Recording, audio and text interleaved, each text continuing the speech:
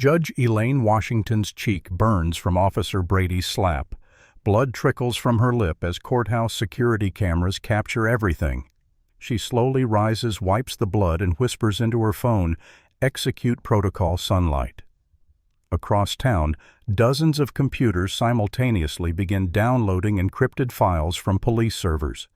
Before we dive into this shocking story of justice and corruption, let me know where you're watching from in the comments. If you believe in accountability and justice for all, hit that like button right now and subscribe to join our community. Are you ready to see how one powerful black woman brings down an entire corrupt system? Let's get into it. Judge Elaine Washington had seen injustice her entire life, but never imagined she would become the catalyst for systemic change in Savannah, Georgia.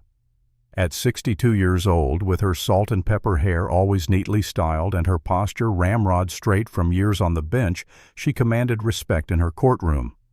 But on that Tuesday morning, walking toward the courthouse in her casual clothes, she was just another black woman to Officer James Brady. The respected judge was still 20 minutes early for her first case when she noticed the commotion outside Riverside Convenience Store. Officer Brady and his partner, Officer Michael Donovan, had a young black teenager pressed against the wall, the boy's face a mask of fear as Brady shouted about loitering and suspicious behavior. The teenager, no more than 16, kept repeating, "I was just waiting for my mom, sir. She's inside paying." Judge Washington had seen this scene play out countless times before, both in her courtroom and in her personal life. Something in her snapped. Perhaps it was the tremor in the boy's voice, or perhaps it was 20 years of watching officers like Brady abuse their power while she maintained judicial impartiality. She approached slowly, her voice measured and calm. "Excuse me, officers. Is there a problem here?" Brady turned, annoyance flashing across his face at the interruption. He was tall and broad-shouldered with close-cropped blonde hair and small, pale blue eyes that narrowed at the sight of her. "Ma'am, please step back. This is police business." Judge Washington stood her ground. "I'm concerned about how you're treating this young man. He doesn't appear to be causing any trouble." Brady's face flushed red. "And who the hell are you to decide that some community activist step back now?" She didn't identify herself as a judge, not yet. 20 years on the bench had taught her that some officers behaved differently when they knew who held power. She wanted to see Brady's true character. "I'm a concerned citizen witnessing what appears to be harassment of a minor. I'd like to know the probable cause for detaining him." Officer Donovan, younger and clearly uncomfortable, shifted his weight. "Ma'am, please. We're just doing our job." Brady took a step toward Washington, entering her personal space. His breath smelled of coffee and cigarettes as he leaned down to intimidate her. "I need to see some ID right now. You're interfering with police business." Judge Washington reached for her purse calmly. "Officer, your tone is unnecessary. I'm simply asking questions any citizen has the right to ask." Brady's face contorted with rage. "You people always think you know the law better than we do, always making our jobs harder." The racial undertone was unmistakable. The teenager's eyes widened in fear as he watched the confrontation unfold. Washington's hand paused midway to her purse. "What do you mean by 'you people,' officer?" That was when it happened. Brady's hand moved so fast she barely saw it coming. The slap connected with her left cheek with such force that she stumbled backward, lost her balance, and fell to the sidewalk. The sound seemed to echo down the street as bystanders gasped. Her vision blurred momentarily as pain radiated across her face. She tasted blood where her tooth had cut into her inner cheek. "You don't talk back to an officer of the law," Brady shouted, standing over her. Several onlookers had phones out now recording the incident. A woman nearby shouted, "That's assault! She didn't do anything!" Officer Donovan looked horrified, but made no move to intervene as Brady roughly pulled Judge Washington to her feet and spun her around. "Hands behind your back. You're under arrest for interfering with police business and resisting arrest." The cold metal of handcuffs bit into her wrists as Brady tightened them excessively. Through the pain and shock, Judge Washington remained silent, calculating. This was not how she had planned to trigger protocol sunlight, but sometimes opportunities presented themselves in unexpected ways. A young woman in a pantsuit came running from the direction of the courthouse, her face pale with shock. Officer, stop! Do you know who that is?" Brady barely glanced at the courthouse clerk. "Back off unless you want to join her." The clerk persisted, her voice rising. "That's Judge Washington. You just assaulted Judge Elaine Washington of the Superior Court." For a fraction of a second, Brady's face went slack with shock. Judge Washington saw the flash of recognition followed immediately by something more concerning, a calculated decision to double down rather than back off. "Too late now," he muttered. Then louder, "Doesn't matter who she is, no one interferes with an officer doing his duty." As they guided her toward the patrol car, the young teenager still pressed against the wall, Judge Washington caught the eye of her clerk. With remarkable composure, given the circumstances, she nodded slightly. The clerk understood immediately and pulled out her phone as Washington was placed in the back seat of the patrol car. With her hands cuffed behind her, Judge Washington asked calmly, "May I make my phone call now?" Brady snorted from the front seat. "You'll get your call at the station, Your Honor," he added with mocking emphasis. "I believe I'm entitled to it now," she insisted. Officer Donovan, clearly trying to minimize the damage, handed her his personal cell phone. "Make it quick," he whispered. With painful precision, she dialed a memorized number. When her judicial assistant, Marcus Jones, answered, she spoke just 5 words. "Execute protocol sunlight. It's time." As she handed the phone back to Donovan, her mind flashed back to the years of preparation. For nearly a decade, Judge Washington had been quietly documenting cases of police misconduct that came through her courtroom. What had started as personal notes had evolved into a sophisticated operation involving trusted allies. Marcus Jones, her brilliant paralegal, who had once been wrongfully arrested himself. Zoe Chen, a tech expert who had created secure systems for storing evidence, and Terrell Davis, an investigative journalist with unimpeachable integrity. Together they had built Protocol Sunlight, named for Washington's father's favorite saying, "Sunlight is the best disinfectant." The protocol was designed to activate a cascading release of evidence in case something happened to her, or when the time was right, to expose the systemic corruption she had documented. As the patrol car pulled away, Washington saw her clerk frantically making calls. Across town, servers began downloading encrypted files. Whistleblowers received coded alerts, and a mechanism years in the making whirred to life. Brady had no idea that his impulsive act of violence had just triggered his own downfall. The Savannah Police Department headquarters buzzed with nervous energy as word spread about who was sitting and holding Cell 3. Captain Richard Phillips, a stocky man with a perpetual scowl and 27 years on the force, stormed down the hallway toward the cells, his face flushed with anger. He found Officers Brady and Donovan standing outside the cell where Judge Washington sat calmly on a bench, her posture erect despite the handcuffs still restraining her. "What in God's name have you two done?" Phillips hissed, keeping his voice low enough that the judge couldn't hear. Brady's earlier bravado had diminished somewhat, but he stood his ground. "She was interfering with an arrest, sir. Got in my face, refused to back off." Phillips glared at him. "She's the most respected judge in the circuit, you idiot. Do you have any idea the shitstorm you've just created?" Without waiting for a response, Phillips straightened his uniform and approached the cell, putting on a conciliatory smile that didn't reach his eyes. "Judge Washington, there's been a terrible misunderstanding. I'm Captain Phillips. I want to personally apologize for this unfortunate incident."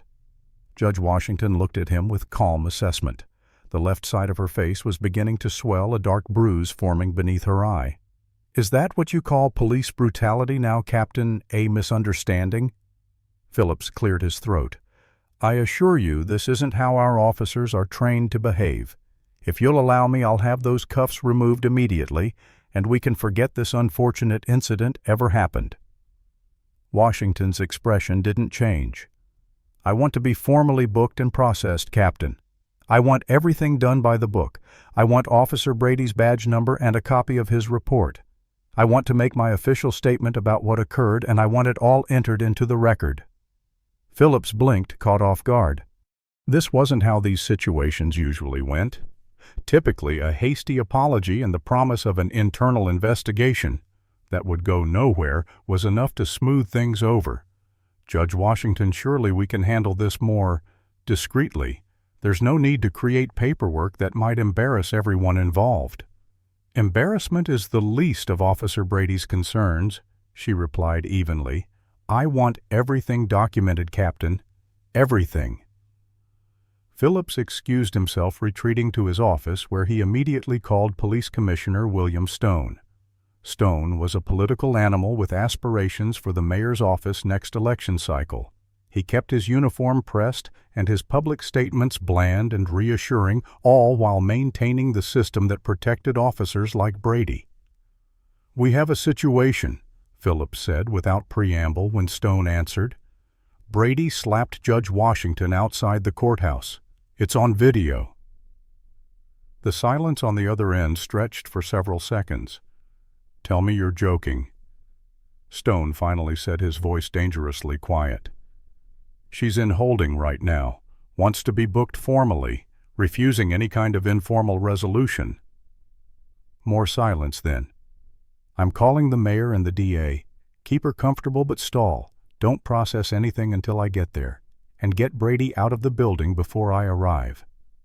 The network was activating, but not just the one Stone was calling. Across town, Marcus Jones received the alert that had been years in preparation. His hands shook slightly as he entered the sequence of passwords that would activate their hidden network of whistleblowers, court clerks, paralegals, public defenders, and even a few ethical cops who had been carefully vetted and prepared for this moment. Zoe Chin, working from a secure location, began accessing the servers where evidence had been meticulously stored, body cam footage that had mysteriously disappeared from official records, but had been intercepted and preserved. Internal emails and text messages showing patterns of targeting black neighborhoods, financial records showing suspicious deposits to certain officers' accounts after drug busts where money went missing. Judge Washington had calculated this moment for years. She knew that eventually someone would cross the line physically with her. Brady wasn't the first racist cop she'd encountered, but he would be the catalyst for exposing all of them.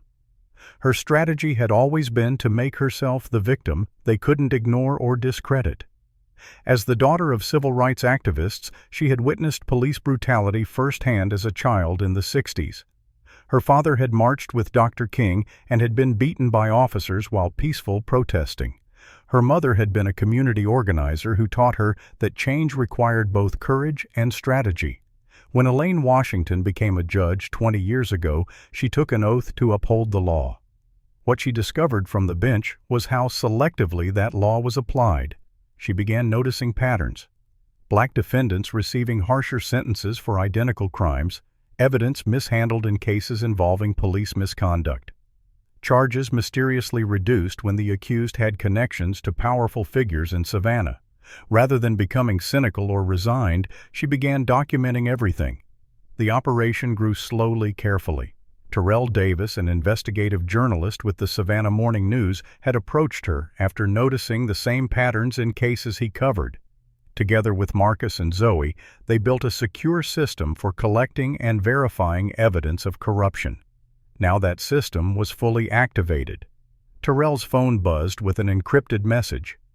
The first evidence package was being delivered. Officer James Brady's complete history of violence against black citizens, including 16 complaints that had been buried by internal affairs, 4 instances of excessive force caught on suppressed body cam footage, and racist text messages exchanged with other officers.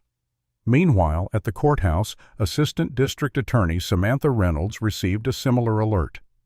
A black woman in her 30s who had worked her way up in a system designed to exclude people who looked like her, Reynolds had secretly joined Washington's network after witnessing the DA's office systematically undercharge police officers accused of misconduct. Now she quietly began copying key files that would show the pattern of protection extended to officers like Brady. Across town, Commissioner Stone was meeting with District Attorney Victor Graham and Mayor Robert Harris in the mayor's wood-paneled office. All three men had built their careers on being tough on crime while carefully maintaining a system that protected certain people from consequences. "This has to go away immediately," Mayor Harris insisted, pacing behind his desk. Tall and silver-haired, with the polished charm of a career politician, Harris had received significant campaign contributions from the police union. "Elections in 10 months. I can't have some police brutality scandal." Graham, the district attorney, whose conviction rates were suspiciously high for certain demographics and low for others, nodded in agreement. "I'll handle the charges. We'll file against her for resisting arrest, make it her word against Brady's." Stone shook his head. "There's video, Victor. Multiple bystanders recorded it." "So what?" Graham shrugged. "We've handled videos before. Evidence gets lost. Witnesses reconsider. People forget what they saw." What none of them realized was that Judge Washington had anticipated exactly this response. For years, she had watched this corrupt network protect its own. She had seen evidence disappear, witnesses pressured, and cases dismissed. She had built Protocol Sunlight specifically to prevent those usual tactics from working this time. As Judge Washington sat in her cell, still waiting to be processed, she knew that across Savannah, her network was already dismantling the corrupt system, one secure file transfer at a time. How far would you go to expose corruption if you witnessed it firsthand? Would you risk your reputation, your career, even your safety to bring the truth to light? If you believe in standing up for justice, no matter the cost. Comment. Number 1 right now. If you think Judge Washington should have handled things differently. Comment number 2. Don't forget to hit that like button and subscribe to hear more incredible true stories of courage against corruption. Now, what desperate measures will Commissioner Stone and his network take to silence Judge Washington before more evidence is revealed? Commissioner William Stone paced the length of his office phone pressed to his ear as he tried to contain the situation that was rapidly spiraling beyond his control. "I don't care what it takes," he hissed into the receiver. "Get the charges against her thrown out and file new ones for resisting arrest and assaulting an officer." District Attorney Victor Graham's voice came through the speaker, uncharacteristically uncertain. "It's not that simple, Bill. She's demanding to be booked properly. She wants a formal record of everything, and there are already videos circulating online." Stone slammed his fist against his desk, rattling the collection of commendation plaques displayed prominently on the wall. "Then we control the narrative Brady was responding to a threat. She interfered with an arrest. Make it work, Victor. That's what I keep you for." Across town at police headquarters, Captain Phillips gathered the officers who had witnessed the incident. His message was clear and delivered with cold precision. What they thought they saw wasn't what happened. Officer Brady had responded appropriately to a civilian interfering with police business. Anyone who remembered differently would find their careers taking an unexpected turn. Brady himself maintained his righteousness, embellishing the story with each telling. "She came at me aggressively," he insisted to Internal Affairs, who had been forced to open a pro forma investigation. "Made threatening movements. I performed a defensive maneuver to protect myself and my partner." Officer Donovan stood silently nearby, his face carefully blank as Brady lied. His partner's fabrications became more elaborate, with each retelling now claiming that Judge Washington had attempted to strike him first. Meanwhile, after 3 hours in holding, Judge Washington was finally released on her own recognizance. No formal charges had been filed, yet a strategic delay orchestrated by the DA's office to give them time to construct their narrative. As she emerged from the police station, a small crowd of reporters had already gathered, tipped off by courthouse sources that something unprecedented was happening. Washington walked past them with dignified silence, the bruise on her face now darkly visible, and made her way to her chambers at the courthouse. Inside, she found Marcus, Zoe, and Terrell waiting. "It's begun," Marcus said without preamble. The first evidence package went live 30 minutes ago. Terrell's article is already trending locally. Terrell nodded, his expression grim but determined. I published the full history of Brady's misconduct allegations alongside the video of the assault. Comments are flooding in. People are outraged. Zoe, surrounded by multiple laptops, looked up from her screens. They're trying to access and alter records as we speak. Captain Phillips attempted to modify the body cam footage from today, but I've already secured the originals. Washington nodded gingerly, touching the bruise on her face. And the broader evidence, secure and being prepared for distribution according to the protocol timeline, Marcus confirmed. Assistant DA Reynolds has already transferred the documents showing the pattern of dismissed complaints against Brady and other officers. Outside the courthouse, public outrage was building. The video of a uniformed officer striking an older black woman, who was later revealed to be a respected judge, had touched a nerve in a community with a long history of racial tensions. Social media was ablaze with calls for Brady's termination and accusations of systemic racism within the Savannah Police Department. Mayor Robert Harris called an emergency meeting with Stone and Graham. In the mayor's private conference room, the three men searched for a strategy to contain the damage. We need to discredit her, Harris said, loosening his tie as sweat beaded on his forehead despite the air conditioning. Dig into her past. Everyone has something. Find it. Graham nodded. I've already got people looking into her finances, personal relationships, case history. If there's anything questionable, we'll find it. Stone poured himself 3 fingers of bourbon from the mayor's private bar. This goes beyond just damage control. Washington has been on the bench for 20 years. If she's been collecting evidence all this time— He didn't finish the sentence. He didn't need to. All 3 men understood the implications. Meanwhile, Judge Washington met with her full team for the first time since the incident. They gathered in a secure location, a renovated warehouse owned by a shell company that couldn't be traced back to any of them. The space was equipped with state-of-the-art security and technology systems designed by Zoe. I need full status reports, Washington said, taking a seat at the head of the conference table. Her judicial robe was replaced by a simple blouse and slacks, but her authority remained undiminished. Zoe spoke first, bringing up displays on the wall-mounted screens. We've secured comprehensive evidence from police servers' financial records showing patterns of civil asset forfeiture concentrated in black neighborhoods with funds unaccounted for, tampered case files where evidence against officers was mysteriously lost, and a treasure trove of racist text messages between officers, including Brady and Captain Phillips. Marcus added, Our whistleblower network is fully activated. We have 14 current and former officers ready to testify about systematic abuses, 2 clerks from the DA's office with documentation of selective prosecution patterns, and 3 judges who have witnessed tampering with evidence in police misconduct cases. Washington nodded, then turned to Terrell. The public response, overwhelming, he replied. The initial article has been shared over 10,000 times in just 4 hours. National outlets are picking it up. People are demanding accountability. For the first time since the slap, Washington allowed herself a small smile. This was always the plan, she said quietly. To become the victim they couldn't ignore or discredit. My position, my reputation, my record, they make me the perfect plaintiff. They can't dismiss me as easily as they've dismissed so many others. Marcus looked concerned. They'll still try to destroy you, Judge. Men like Stone and Graham won't go down without a fight. Washington's expression hardened. Let them try. Everything I've done for 20 years has been preparing for this moment.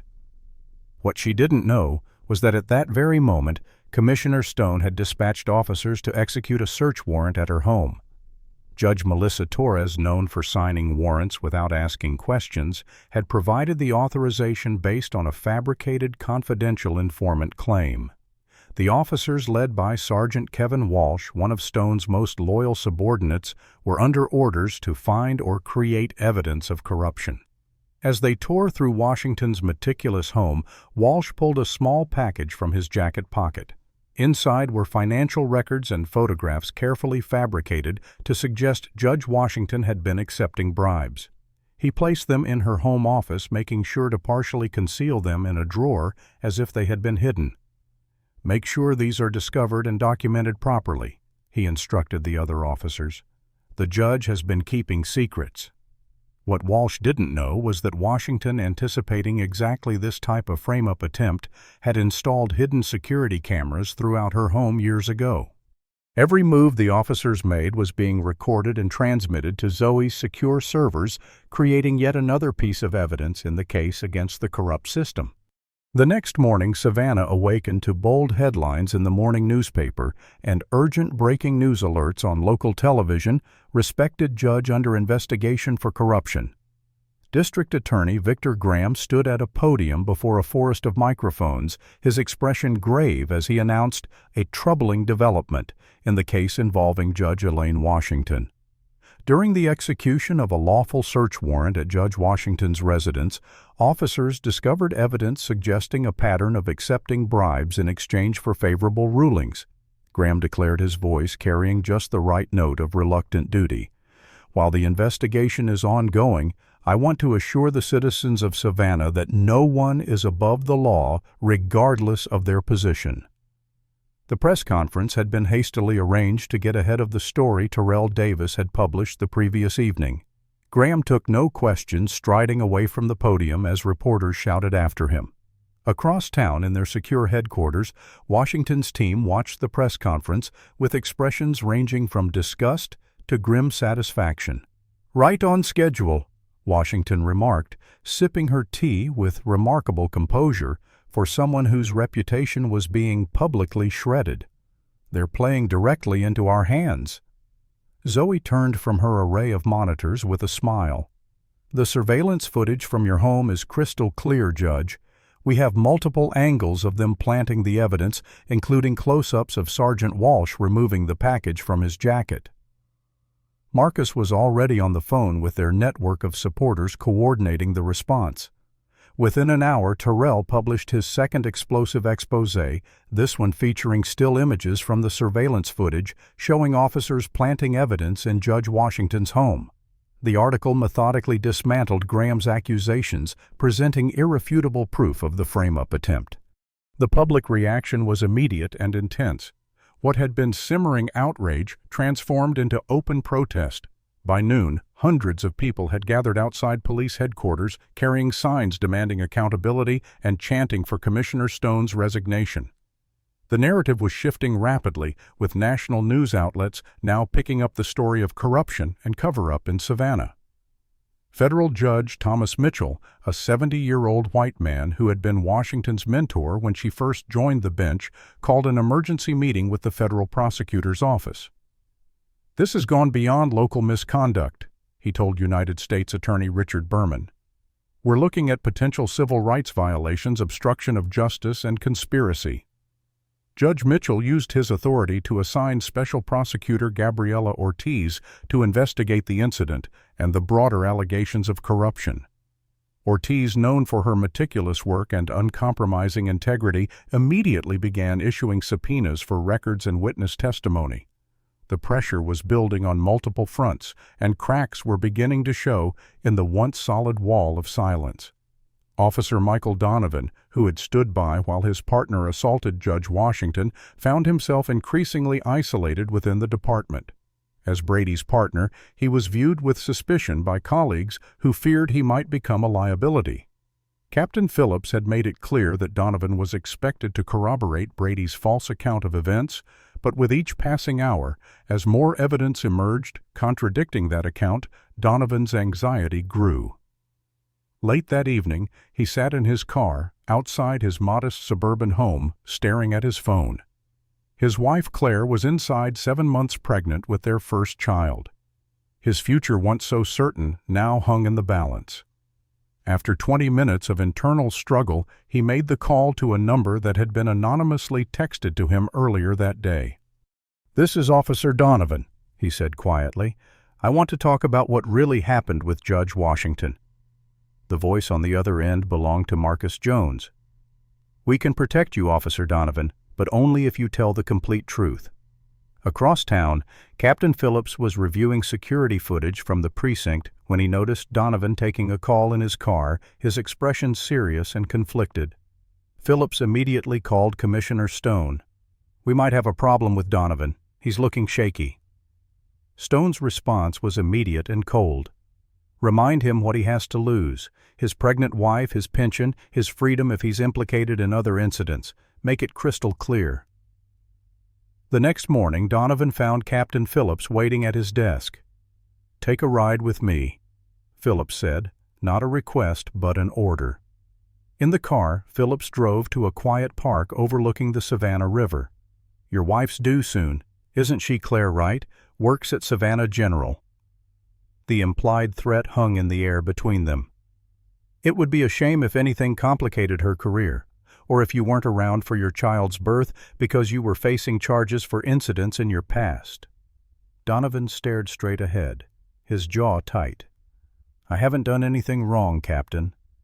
Phillips laughed without humor. "We both know that's not how this works, Michael. Everyone has something. Everyone's vulnerable somewhere." That evening, Claire Donovan received a visit from a woman she didn't recognize. "My name is Samantha Reynolds," the assistant DA said quietly on the doorstep. "I'm here because your husband is in danger and we can help." Meanwhile, the triumvirate of Stone, Graham, and Harris realized the situation was spiraling beyond their control. They met in a private room at the Savannah Yacht Club away from staff and potential recording devices. "We need more drastic measures," Stone said, his voice low despite the privacy. "Washington has clearly been planning this for years. Who knows what else she has documented?" Harris shook his head. "This is getting too risky. Maybe we should cut our losses. Sacrifice Brady and Phillips, call it a few bad apples, institute some meaningless reforms, and wait for it to blow over." Graham slammed his hand on the table. "It's too late for that. If Washington has been collecting evidence for years, this goes way beyond Brady slapping her. This threatens everything we've built." As they argued, Judge Washington received an anonymous death threat delivered to her chambers. The note, composed of letters cut from magazines, read simply, "Back off or die." Washington refused the protection offered by the court, knowing it would limit her movements at this critical juncture. Instead, she relied on her own security team, former police officers whom she had helped over the years and who were fiercely loyal to her. Zoe, monitoring police communications, discovered a plan to purge servers of incriminating evidence. "They're planning a system-wide maintenance update tonight," she reported to Washington's team. "Standard cover for mass deletion of files." She smiled grimly. "But we've anticipated this. I've created mirror systems that will record every deletion attempt. Plus, we already have copies of everything important." The next phase of Protocol Sunlight activated that evening. Washington's team released the third batch of evidence, this one focusing on racist text messages between officers, including Brady, and several high-ranking officials. The messages, graphic in their hatred and explicit in discussing targeting black citizens, shocked even those who had suspected racial bias in policing. Public pressure intensified, with civil rights organizations calling for federal intervention and community leaders organizing larger protests. The first official resignation came that evening. Deputy Commissioner Alan Foster stepped down, citing personal reasons, but clearly jumping from the sinking ship. By morning, there were growing calls for Commissioner Stone's resignation as well, including from city council members who had previously been staunch supporters of the police department. Officer Michael Donovan sat in a nondescript hotel room, his police uniform exchanged for civilian clothes, as he spoke quietly with Special Prosecutor Gabriela Ortiz. His wife Claire sat beside him, holding his hand in silent support. "Brady has a history of this behavior," Donovan explained, his voice steady despite his obvious stress. "It wasn't just Judge Washington. There have been dozens of incidents, mostly with black citizens. The department has a system for making complaints disappear." Ortiz, a sharp-featured woman with intense focus, recorded every word while her assistant took notes. And Commissioner Stone and Captain Phillips were aware of these incidents. Donovan nodded grimly. They didn't just know, they orchestrated the cover-ups. There's a whole process. Evidence gets lost. Witnesses get intimidated. Internal Affairs writes it up as unfounded regardless of facts. Across town, Captain Phillips reviewed the security footage from the precinct parking lot again, noting the times of Donovan's departure and the unfamiliar car that had picked him up. After a series of phone calls, he identified the hotel where Donovan and his wife had checked in under a pseudonym. Phillips immediately called Brady. "Donovan's talking to the feds. Holiday Inn room 312. Need you to handle it. Remind him what happens to rats." Brady, already suspended pending investigation but still free, moved quickly. He still had his service weapon, technically against regulations during a suspension, but overlooked by Phillips. He arrived at the hotel just as Ortiz and her team were preparing to leave. The timing was intentional. Phillips had sources inside the federal prosecutor's office. Brady caught Donovan alone in the hotel parking lot as he went to retrieve something from his car. "So this is how you repay years of partnership," Brady said, emerging from between parked cars. His hand rested meaningfully on his concealed weapon. "Selling out your brothers in blue to save your own skin." Donovan turned slowly, his face pale but determined. "It's over, James. There's too much evidence. Washington has everything documented. You can't intimidate your way out of this one." Brady's face contorted with rage. "You think your pregnant wife is safe? You think your career isn't over either way. The only difference is whether you go down as a cop or a rat." He drew his weapon, not pointing it directly at Donovan, but holding it visibly at his side. "Think about Claire. Think about your kid growing up without a father." What Brady didn't know was that Judge Washington's security team had anticipated this move. 2 former police officers who now worked private security were watching the hotel, having been assigned to protect Donovan and his wife. They emerged from their surveillance positions, weapons drawn. "Police, drop your weapon," one shouted, using the command from habit despite now being private security. Brady turned startled, his weapon raising instinctively. Before the situation could escalate to gunfire, federal agents who had been debriefing Donovan rushed from the hotel. Brady found himself surrounded, outgunned, and out of options. He was arrested on the spot for witness intimidation and threatening of federal witness charges that carried significant prison time even without the other allegations against him. Commissioner Stone received the news of Brady's arrest while in the middle of a hastily called press conference. He had hoped to get ahead of the story by publicly distancing himself from Brady, characterizing him as a lone officer who failed to uphold our standards. Halfway through his prepared statement, an aide whispered in his ear about Brady's arrest while threatening Donovan. Stone visibly faltered, his confidence cracking, as he realized the carefully constructed narrative was collapsing in real time. He cut the press conference short, ignoring shouted questions as he retreated to his office. The commissioner's attempt to sacrifice Brady as a bad apple backfired spectacularly when Washington's team released their 4th evidence package later that day. This batch included emails and internal memos showing that Stone had personally intervened to protect Brady after previous misconduct allegations, including one incident where Brady had broken a black teenager's arm during an arrest for a minor offense. The documents proved that Stone had not only been aware of Brady's violent tendencies, but had actively shielded him from consequences. Mayor Harris, watching his own political future crumble along with the corrupt system he had helped maintain, held an emergency press conference to distance himself from the police department. "I am deeply disturbed by these allegations," he declared, his usual smooth confidence replaced by barely concealed panic. "I have directed a full independent investigation and will cooperate fully with federal authorities."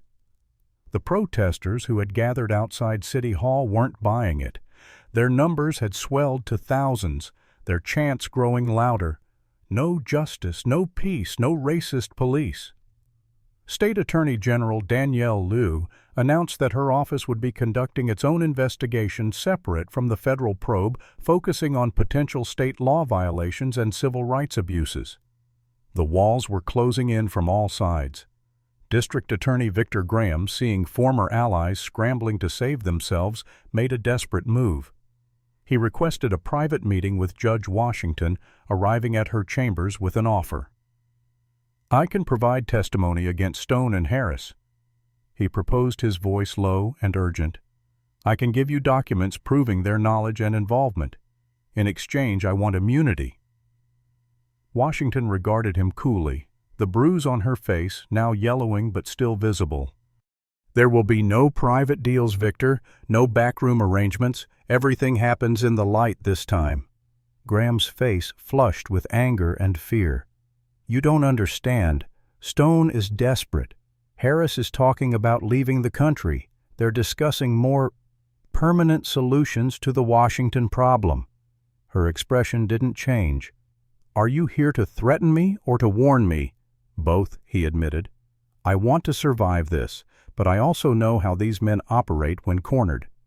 As Graham left, Marcus received an urgent alert from Zoe.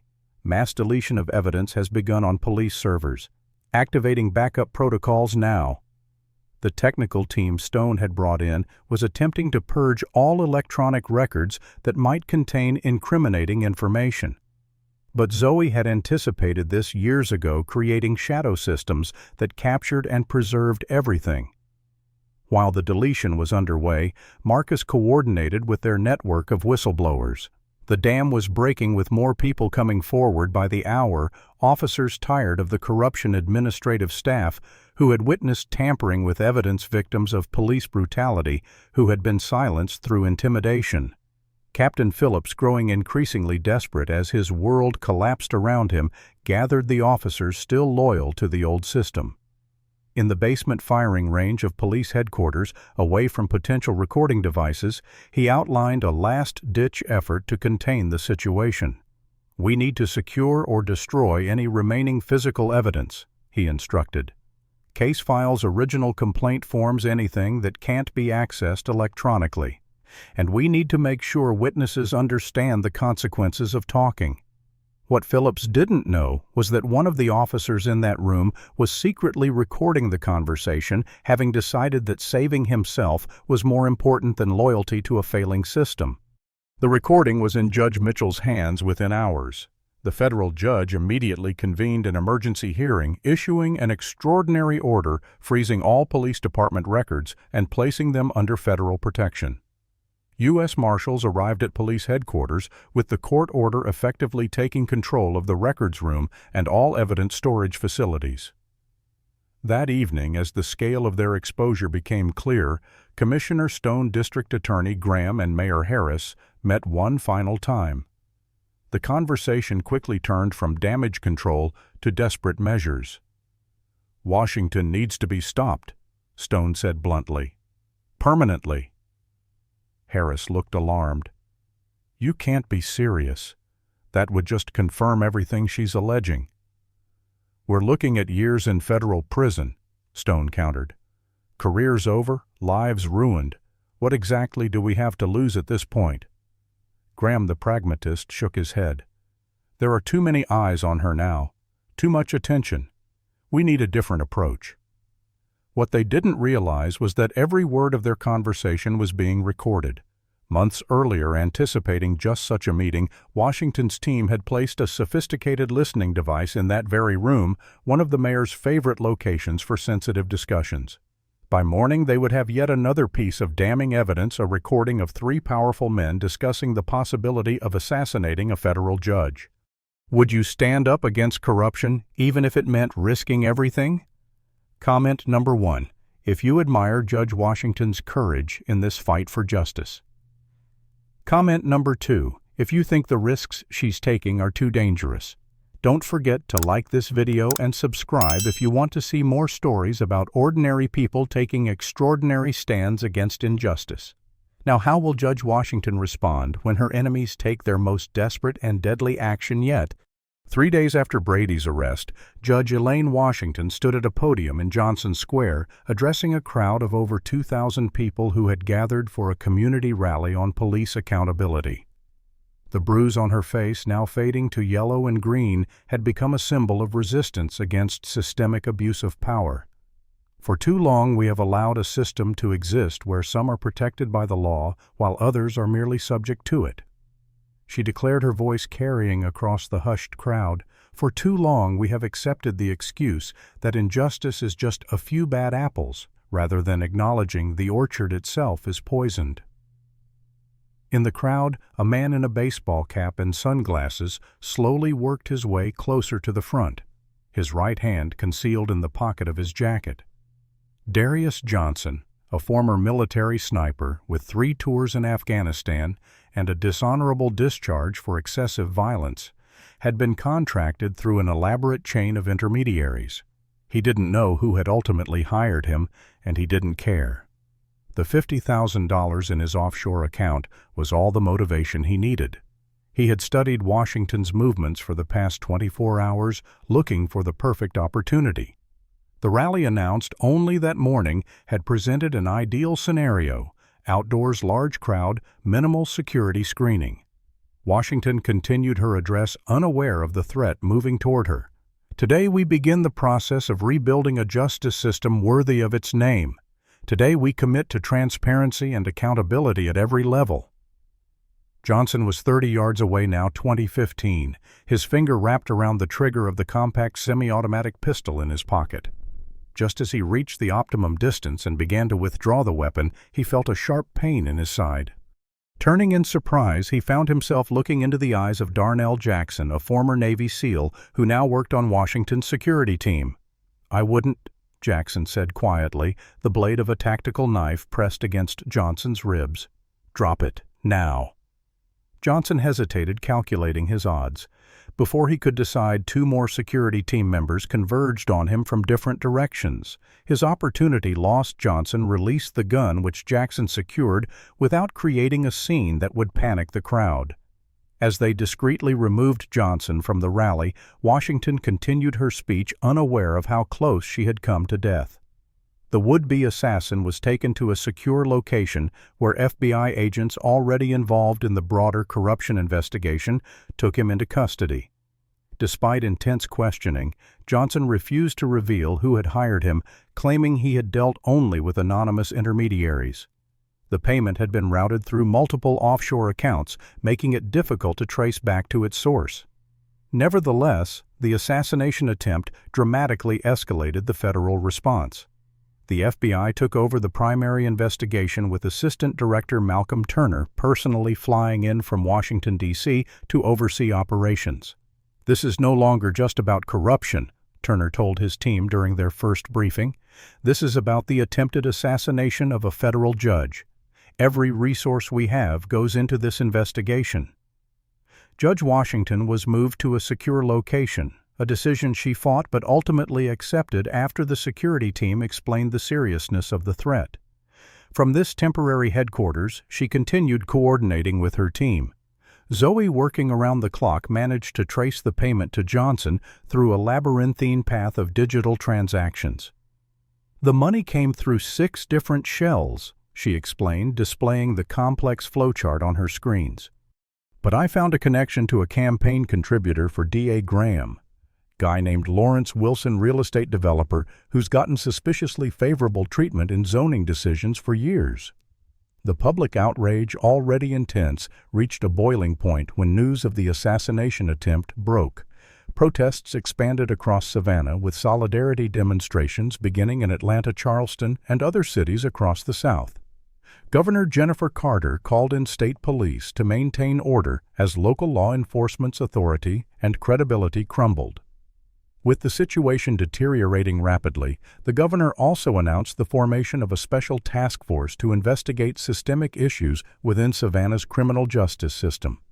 During Washington's temporary seclusion, her team continued executing Protocol Sunlight. The 5th batch of evidence was the most damaging, yet financial records showing suspicious payments to police officers after drug busts where cash and property were seized but never fully documented.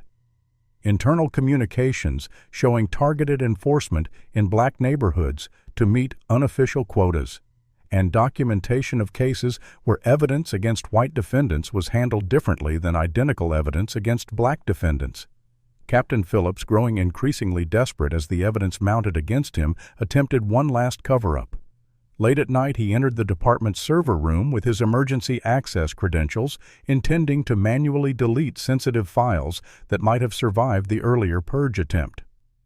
What he didn't know was that Zoe had installed silent alarms that would trigger whenever anyone accessed those specific directories.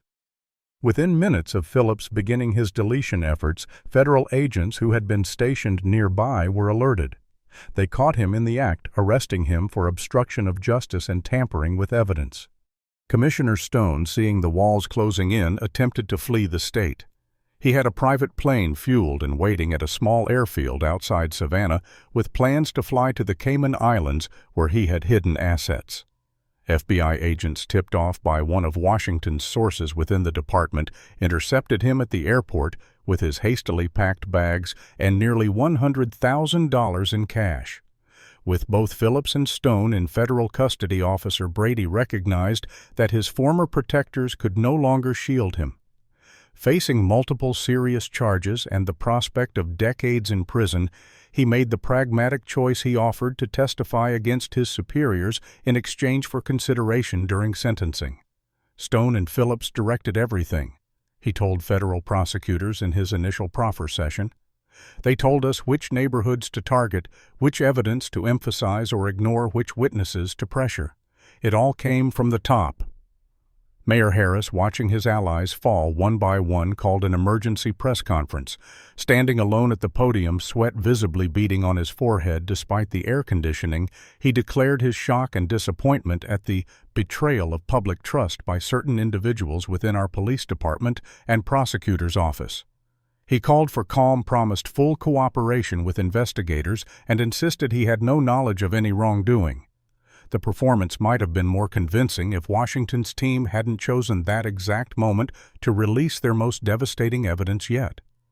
Terrell Davis published an article featuring audio recordings of meetings between Stone, Graham, and Harris explicitly discussing cover-ups of police misconduct cases. In one particularly damning segment, Harris could be heard saying, "Just make it go away like the others. Find something on the complainant, everyone has something." The recording was time-stamped from 8 months earlier, demolishing the mayor's claims of ignorance. Terrell's reporting went national, with major news networks sending correspondents to Savannah and cable news channels featuring the story in prime time. The first formal indictments came down the following day. Brady Phillips and 3 other officers were charged with civil rights violations, witness tampering, and obstruction of justice. Stone was charged with those crimes, plus attempting to flee prosecution. As the legal process accelerated, Washington received disturbing news. Family members across the country had reported suspicious individuals watching their homes and following their movements. Her brother in Atlanta had his car vandalized with a spray-painted message, "Your sister should have minded her business." Rather than intimidating Washington, these tactics only strengthened her resolve. She emerged from seclusion to make a public appeal at a press conference covered by national media. "Those who have benefited from corruption are desperate now," she told the cameras. "They believe they can silence the truth through intimidation and violence. They are wrong. For every threat they make, we will expose 10 more instances of their corruption. For every act of intimidation, 100 more people will stand up against them." Behind the scenes, Stone attempted to cut a deal with federal prosecutors, offering to provide evidence against Mayor Harris and DA Graham in exchange for leniency. U.S. Attorney Richard Berman flatly rejected the offer. "We're not looking for partial cooperation or selective truth," he informed Stone's attorneys. "Either your client tells us everything implicates everyone involved regardless of their position, or we proceed to trial with the substantial evidence we already have." National civil rights leaders arrived in Savannah to support the growing movement, transforming what had begun as protests against specific instances of police brutality into a broader campaign for systemic reform. Reverend Marcus Jenkins of the National Justice Coalition led a march of over 10,000 people through downtown Savannah, ending at the courthouse where Washington had presided for 2 decades. What Judge Washington has done is pull back the curtain on a system that has failed Black Americans for generations, Jenkins told the crowd. Now it's our responsibility to ensure that curtain can never be closed again. Washington herself met privately with Governor Carter to discuss necessary reforms. The governor, seeing both a moral imperative and political opportunity, announced plans for sweeping legislation to increase police accountability, create truly independent oversight, and address racial disparities in the criminal justice system. The 6th batch of evidence released by Washington's team proved to be particularly explosive. Internal police department documents revealed explicit quotas for arrests and citations in predominantly Black neighborhoods, with officers evaluated and promoted based partly on meeting these targets. The police union attempted to defend these practices as data-driven enforcement, but the racial disparities were too stark to explain away. As public pressure mounted, officials began resigning rather than face investigation. The police department's internal affairs director stepped down, followed by 3 senior prosecutors from the DA's office and 2 city council members with ties to the corruption network. The empire that Stone, Graham, and Harris had built over decades was crumbling faster than anyone had anticipated, all because one brave judge had refused to stay silent after being slapped by the wrong cop. The federal grand jury convened in the imposing marble courthouse in downtown Savannah, its members sworn to secrecy as they began hearing evidence in what the media had dubbed the Washington case. For 8 hours each day, witnesses filed in and out telling their stories of corruption, racism, and abuse of power. Judge Elaine Washington herself testified for nearly 2 full days, methodically walking the jurors through her years of evidence collection. She explained how patterns had emerged from her courtroom, identical crimes receiving dramatically different charges and sentences based on the defendant's race. Police testimony that contradicted physical evidence being accepted without question. Complaints against officers disappearing into administrative black holes. "I did not set out to become a whistleblower," she told the grand jury. "I simply could not reconcile my oath to uphold justice with the systematic injustice I was witnessing." Former Commissioner Stone, former DA Graham, and Mayor Harris had all hired the most expensive defense attorneys in Georgia. Stone's lawyer, Charles Daniels, had represented corrupt politicians and corporate criminals for 30 years, charging $800 per hour for his services. Graham retained Patricia Mosley, a former federal prosecutor, known for her aggressive defense strategies. Harris secured the services of Winston Barnes, a smooth-talking attorney with close ties to the governor's office. All 3 legal teams filed motions to suppress evidence claimed violations of due process and attempted to portray Washington as a vigilante with a personal vendetta. None of these tactics gained traction with federal Judge Thomas Mitchell, who ruled consistently against their procedural objections.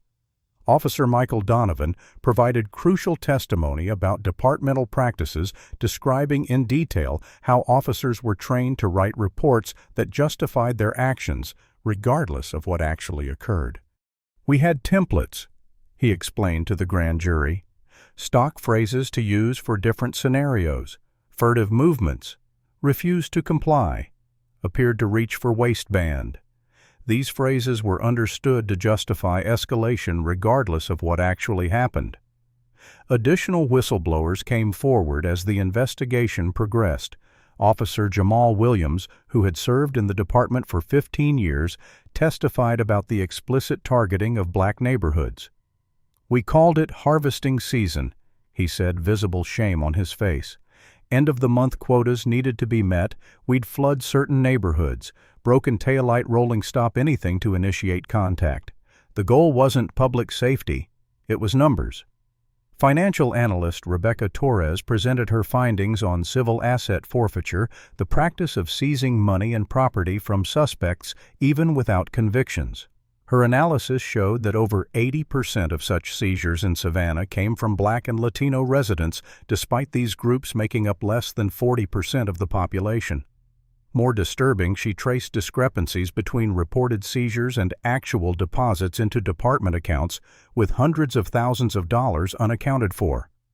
Assistant DA Samantha Reynolds provided some of the most damning internal evidence, including memos showing how the DA's office systematically offered plea deals to white defendants while pursuing maximum charges against Black defendants for identical offenses. There was an unofficial point system, she testified. Factors like neighborhood character, family stability, and future prospects were coded language for racial and socioeconomic discrimination. As the testimony mounted, Captain Richard Phillips, being held without bail due to his earlier escape attempt, suffered an apparent suicide attempt in his cell. He survived, but left behind a handwritten confession implicating Stone, Graham, and Harris in directing the corrupt system. "I was following orders," he wrote. "The directives came from the top. Target these areas, protect these officers, bury these complaints." All of it was approved by Stone, with Graham and Harris fully aware and supportive. While the grand jury continued its work, Zoe made a startling discovery while analyzing city financial records. "There are irregularities in the voting machine contracts from Mayor Harris's election," she told Washington and the team. "The company that supplied the machines made unusually large donations to Harris's campaign through multiple shell companies, and there are unexplained access logs showing maintenance on the machines the night before the election." This information was immediately provided to the FBI, which expanded its investigation to include potential election fraud. The threats against Washington's family continued, with her brother Anthony being physically attacked outside his Atlanta workplace by two unidentified men who told him, "Your sister should have kept her mouth shut." Rather than intimidating Washington, the attack strengthened her resolve. She made a public appeal on national television, looking directly into the camera as she addressed the corruption network. "You can threaten me. You can threaten my family. But you cannot threaten an entire community demanding justice. For every act of intimidation, 1,000 more voices will join ours." Stone, growing desperate as evidence mounted against him, attempted to negotiate a deal with federal prosecutors. "I can give you Harris and Graham," he offered through his attorney. "I have recordings documents they don't know about. I can prove Harris directed everything." Federal prosecutor Gabriela Ortiz was unmoved. "Mr. Stone seems to misunderstand his position," she replied coldly. "We're not looking for selective cooperation. Either he provides complete testimony against everyone involved, including himself, or we proceed with the substantial evidence we already have." The investigation expanded beyond Savannah as connections to state officials emerged. Text messages and emails revealed that certain state judges, regulatory officials, and even legislators had been complicit in maintaining the corrupt system, either through active participation or willful blindness. National civil rights leaders descended on Savannah, transforming individual protests into a coordinated movement for systemic change. Reverend Marcus Jenkins of the National Coalition for Justice organized a march of over 15,000 people through downtown Savannah.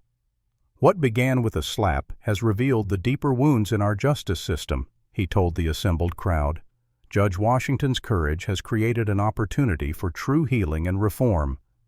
Washington met privately with Governor Jennifer Carter to discuss necessary changes. The governor, seeing both moral imperative and political opportunity, announced plans for sweeping legislation to increase police accountability, create truly independent oversight, and address racial disparities throughout the criminal justice system. The patterns revealed in Savannah raise troubling questions about practices throughout our state, Carter admitted in a press conference. "We cannot claim to uphold justice if that justice is not applied equally to all our citizens." Washington's team released their sixth evidence batch internal police department documents revealing explicit quotas for arrests and citations in predominantly black neighborhoods, with officers evaluated and promoted based partly on meeting these targets. The documents included performance reviews praising officers for high productivity in these areas with specific references to citation and arrest numbers. The police union attempted to defend these practices as data-driven enforcement, but the racial disparities were too stark to explain away. As public pressure mounted, officials began resigning rather than face investigation. The police department's internal affairs director stepped down, followed by 3 senior prosecutors from the DA's office and 2 city council members with ties to the corruption network. The system that had seemed so impenetrable just weeks earlier was collapsing from within as those who had enabled corruption tried to distance themselves from its most egregious manifestations. Washington, despite her triumph, paid a personal price. The stress of the preceding weeks manifested in health issues. Her blood pressure had risen dangerously, and she suffered from insomnia and anxiety. Yet she refused to step back from the fight, even as her doctor warned of potential serious consequences. "Some things are worth the cost," she told Marcus during a rare quiet moment. "My parents fought for justice knowing the risks. I can do no less." Meanwhile, the first officials began resigning rather than face investigation, hoping to avoid the harsh spotlight that now illuminated decades of systemic corruption in Savannah. United States Attorney Richard Berman stood before a forest of microphones in the federal courthouse rotunda, his expression grave as he announced the results of the grand jury investigation. "Today I am announcing indictments against former Police Commissioner William Stone, former District Attorney Victor Graham, former Captain Richard Phillips, Officer James Brady, and 12 additional current and former law enforcement officers. The charges were extensive civil rights violations, conspiracy, obstruction of justice, witness tampering, evidence tampering, and in Stone's case, attempting to flee prosecution." Mayor Robert Harris, while not yet indicted, faced a recall election organized by outraged citizens who had gathered over 30,000 signatures in just 10 days. City Council President Evelyn Chen, who had been untouched by the scandal, became acting mayor as Harris took an indefinite leave of absence to focus on his legal defense. Judge Washington, though not officially part of the prosecution team, filed a formal petition with the court system requesting a comprehensive review of all cases handled by the indicted officials. "We cannot allow the victims of this corrupt system to remain in prison while those who corrupted it face justice," she wrote in her petition. "Every conviction involving these individuals must be examined for misconduct." The State Department of Corrections began preparing for potential mass releases, reviewing cases and identifying those that might be overturned based on misconduct by the indicted officers and prosecutors. Their preliminary assessment identified over 300 cases with significant irregularities, predominantly involving black defendants. As the legal machinery ground forward, the human cost of the corrupt system became increasingly clear. Washington met with families affected by questionable convictions, listening to stories of lives derailed by potentially tainted prosecutions. Marcus organized these meetings held in community centers throughout Savannah's predominantly black neighborhoods. "My son has been in prison for 8 years for a drug charge," Loretta Jackson told Washington, clutching a photo of a young man in graduation robes. "Officer Brady claimed he found the drugs in his car, but my boy swore they weren't his. Nobody believed him against a police officer's word." Similar stories repeated throughout these sessions. Questionable searches planted evidence, coerced confessions, and prosecutors who pressured defendants into plea deals by threatening maximum sentences. Washington listened to each story, taking detailed notes and promising action. With his legal options dwindling, Stone made the pragmatic choice to cooperate fully with prosecutors. In exchange for potential leniency in sentencing, he agreed to testify against the entire network. His detailed testimony implicated not just Graham and Harris, but judges, state officials, and wealthy private citizens who had benefited from the corrupt system. Graham, upon learning of Stone's cooperation, attempted to destroy additional evidence stored in a private storage unit rented under his cousin's name. FBI agents tipped off by Stone caught him in the act of feeding documents into a portable shredder. This attempted destruction of evidence added new charges and demolished what remained of his credibility. Officer Brady's full history became public record through court filings, 27 documented incidents of excessive force, all against people of color, spanning his 15-year career. None had resulted in significant discipline.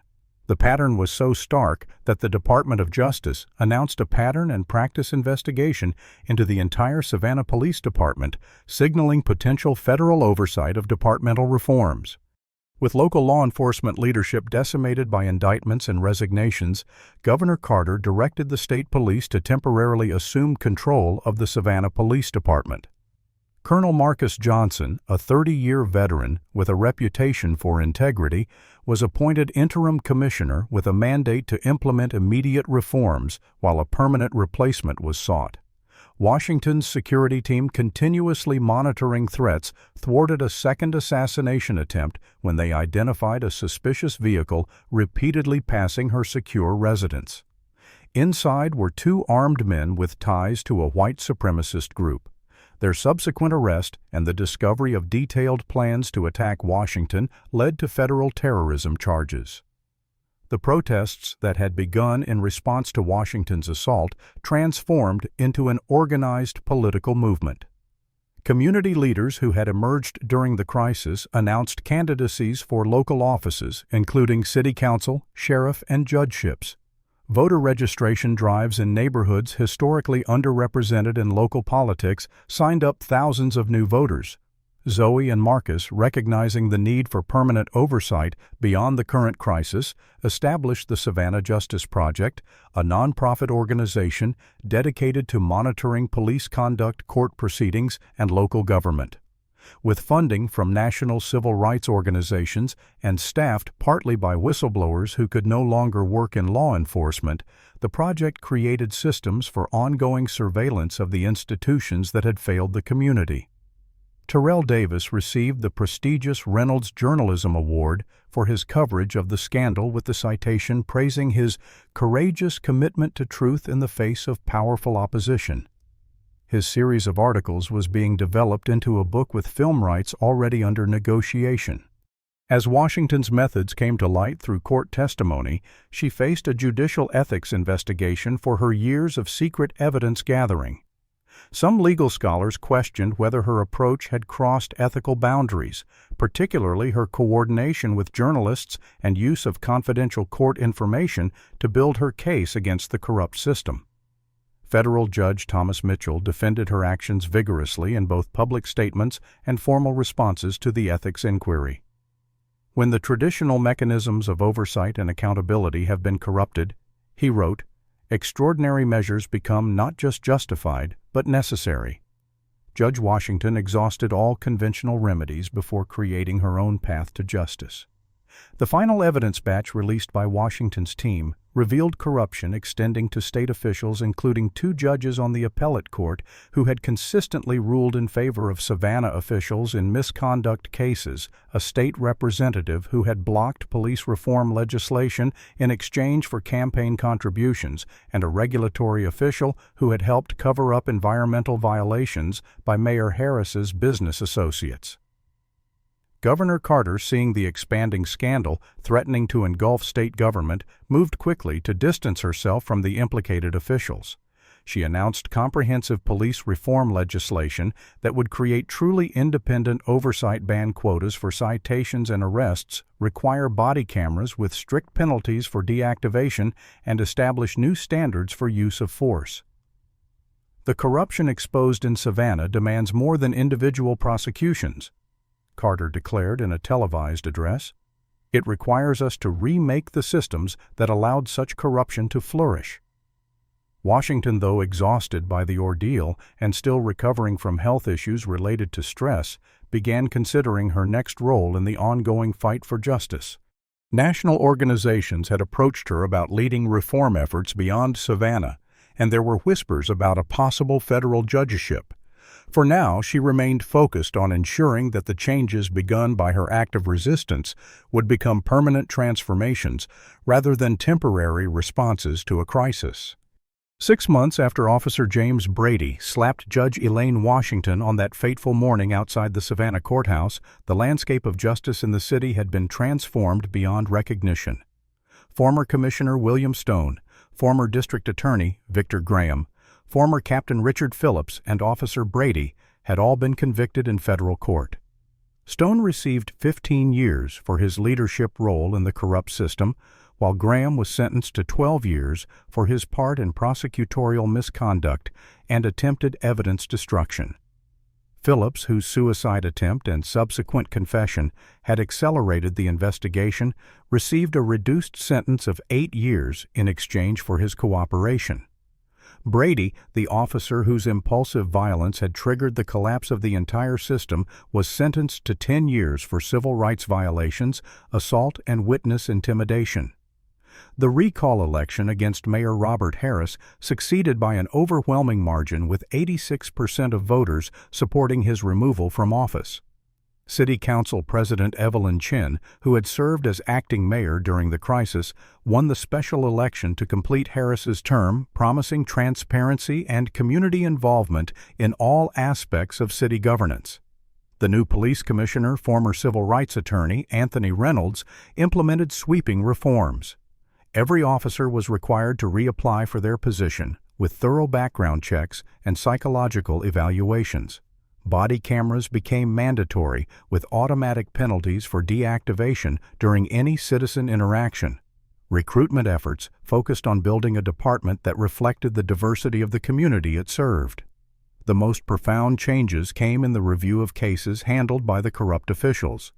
Judge Washington created a judicial accountability task force that methodically examined every conviction involving testimony from the indicted officers or prosecutions led by Graham's office where misconduct was suspected. The review led to the release of 327 individuals who had been wrongfully convicted or whose trials had been tainted by misconduct.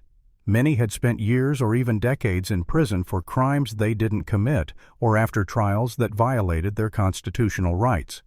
The cost to Washington had been substantial. The stress of the preceding months had taken a toll on her health, with her doctor diagnosing stress-induced hypertension that required ongoing medication. The threats against her and her family had diminished, but not disappeared entirely, necessitating continued security measures. Yet when asked if she regretted her actions, her answer was always the same. Justice delayed is justice denied, but justice awakened is worth any price.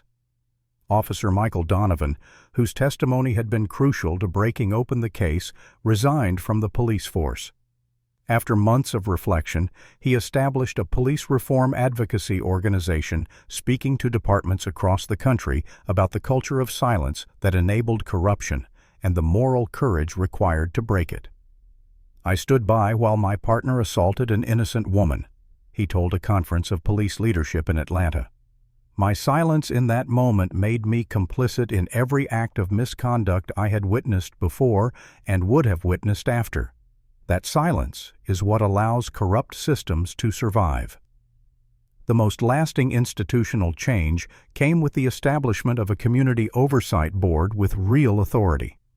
Unlike previous iterations that could only make recommendations, this board had subpoena power, independent investigative authority, and the ability to impose discipline up to and including termination. Half its members came from neighborhoods historically subjected to over-policing, ensuring that those most affected by police misconduct had a genuine voice in oversight. Washington, despite numerous offers to run for political office, decided her most valuable contribution would be mentoring the next generation of legal advocates. She established a scholarship program for law students committed to civil rights and criminal justice reform, focusing particularly on students from communities underrepresented in the legal profession. The Savannah Justice Project that Zoe and Marcus had established expanded nationally, creating a template for citizen oversight that communities across the country began to adopt.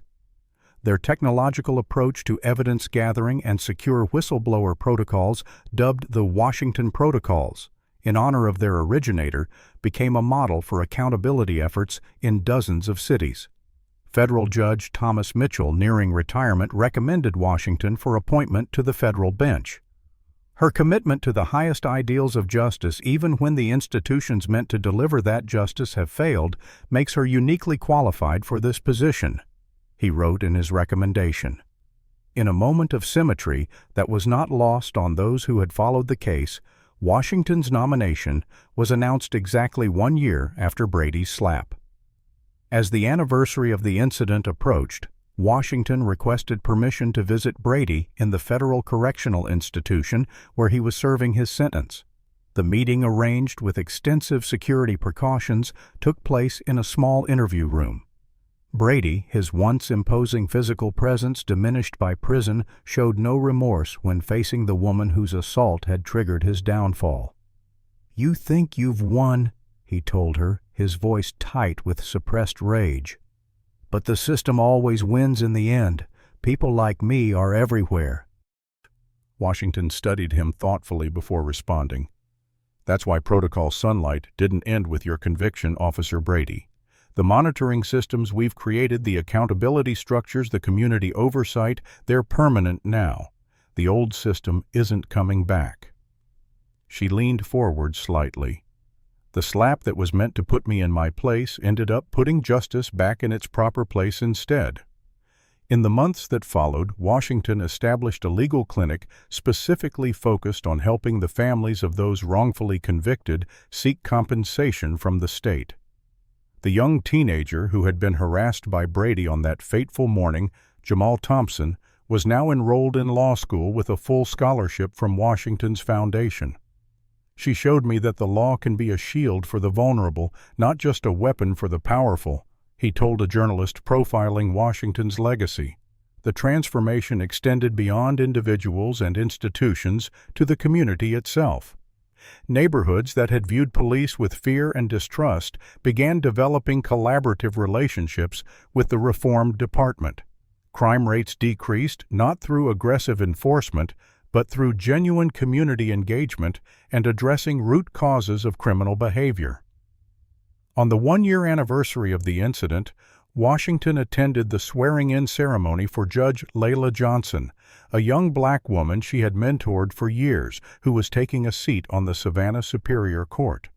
From her place in the audience, Washington touched her cheek where Brady's slap had landed, the physical mark long gone, but the memory still vivid.